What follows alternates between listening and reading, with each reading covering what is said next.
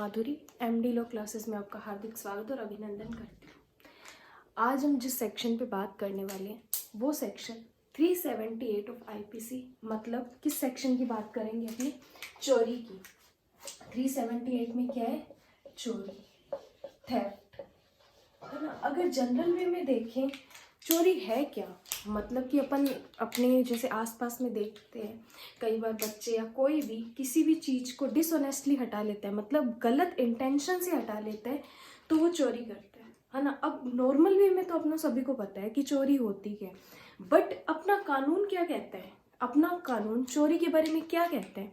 मतलब कि अपन कानून का पढ़ने का सही तरीका क्या है? कानून को पढ़ने का एक सही तरीका है कि उसके कीवर्ड्स पकड़े, मतलब कि उस सेक्शन में क्या की पॉइंट्स है जिससे अपन उसको इजीली समझ सकते हैं। लाइक जैसे अपन को कुछ भी घर पे कुछ भी बनाना है, कुछ भी नॉर्मल, तो अपने एक कुछ इंग्रेडिएंट होते हैं जो कॉमन होते हैं, वो अपने उस कुछ भी चीज़ को बनाने में पड़ते हैं, मतलब नमक, मिर्च, ठीक है, कुछ भी डालते हैं तो उससे अपनी चीज़ क्या होती है? कंप्लीट होती है। अगर एक भी इंग्रेडिएंट उसमें से मिसिंग हो जाता है तो वो चीज़ अपनी बेस्वाद लगती है, कुछ स्वाद नहीं आता। वैसे ही कानून में सेक्शन को पढ़ने के लिए, डेफिनेशन को पढ़ने के लिए अपन के पास कीवर्ड्स होने चाहिए।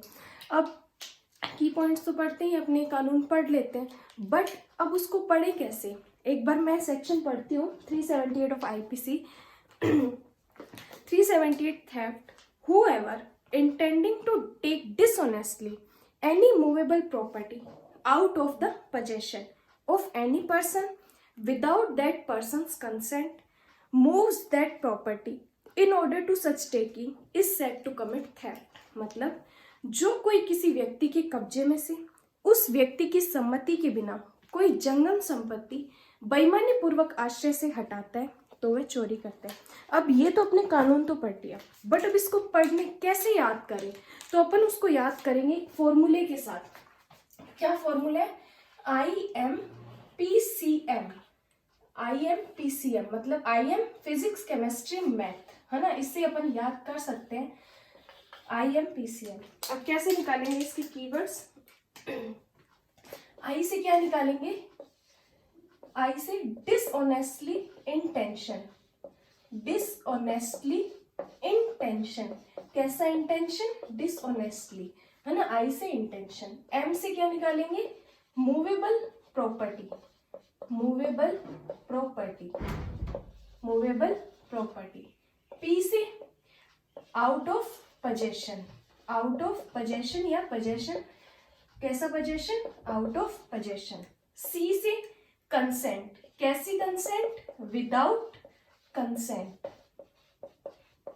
Without consent. एम से क्या करता है? मूव करता है, हटाना, मूव्स, हटाना, ठीक है। कैसे? डिसऑनेस्टली इंटेंशन, बेईमानी पूर्वक आशय। बेईमानी पूर्वक आशय, कैसा आशय था उसका? बेईमानी पूर्वक था। मूवेबल प्रॉपर्टी, जंगम संपत्ति। जंगम संपत्ति। आउट ऑफ पोजेशन, किसी व्यक्ति के कब्जे में से, कब्जे में से। फिर विदाउट कंसेंट, उसकी सहमति के बिना, है ना। यहाँ पे सहमति लिखा हुआ ना, तो सहमति है, सहमति के बिना, विदाउट ऑफ कंसेंट। मूव्स मतलब हटाना, मतलब कि ऐसा व्यक्ति जो बेईमानी पूर्वक आश्रय से जंगम संपत्ति किसी व्यक्ति के कब्जे में से उसके कंसेंट के बिना हटाता है तो वह चोरी करता है। ऐसा सेक्शन 378 ऑफ आईपीसी में बताया है। कितना इजी है ना। मतलब इस फॉर्मूले से अपन इस डेफिनेशन को याद कर सकते हैं। मतलब ये अपने जो, अगर अपने कीवर्ड्स, अपने पास की पॉइंट्स है, तो अपन वो डेफिनेशन कभी नहीं भूलेंगे। IMPCM, IM physics, chemistry, math. I dishonestly intention, intention कैसा? डिसऑनेस्टली, बेईमानी पूर्वक। एम से मूवेबल प्रॉपर्टी, कैसी? जंगम संपत्ति। पी से आउट ऑफ पोजेशन, उसके कब्जे में से। सी कंसेंट के बिना, मतलब विदाउट कंसेंट, सहमति के बिना। एम मूव्स, हटाना, हटाता है तो वह चोरी करता है। अब ये तो इसकी डेफिनेशन। अब क्या अपनों को ये सेक्शन याद करना है?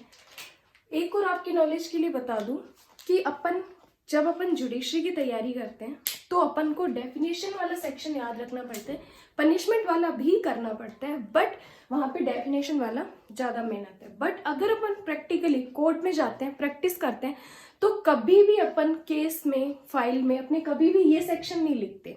मतलब कि जो कोर्ट में जैसे बात होती है तो वो ऐसे नहीं बात होती कि इस पर्सन ने 378 किया, बात होती है उस पर्सन ने 379 किया, उस पर्सन ने 384 किया, उसने 302 किया। मतलब क्या पता चला कि कभी भी डेफिनेशन वाला सेक्शन नहीं आता, हमेशा पनिशमेंट वाला सेक्शन आता है। अब इसकी पनिशमेंट कहाँ दी हुई है? इसकी पनिशमेंट दी हुई है 379 में। सेक्शन 379 में क्या पनिशमेंट है? 3 ईयर है, 3 ईयर तक, और फाइन और बोथ। मतलब कि आपको ओनली 3 ईयर में से भी पनिशमेंट मिल सकती है, ओनली फाइन में से भी मिल सकती है, या आपको इन दोनों में से भी मिल सकती है। ठीक है, अगर आपको ये मेरी पढ़ाने का तरीका आपको थोड़ा सा भी हेल्पफुल लगा हो तो प्लीज़ मेरे चैनल को सब्सक्राइब कर देना, लाइक कर देना। और नेक्स्ट वीडियो किस टॉपिक पे बने तो आप मेरे को कमेंट बॉक्स में कमेंट कर सकते हैं, तो मैं ट्राई करूँगी कि नेक्स्ट वीडियो उसी टॉपिक पे बने। Thank you so much.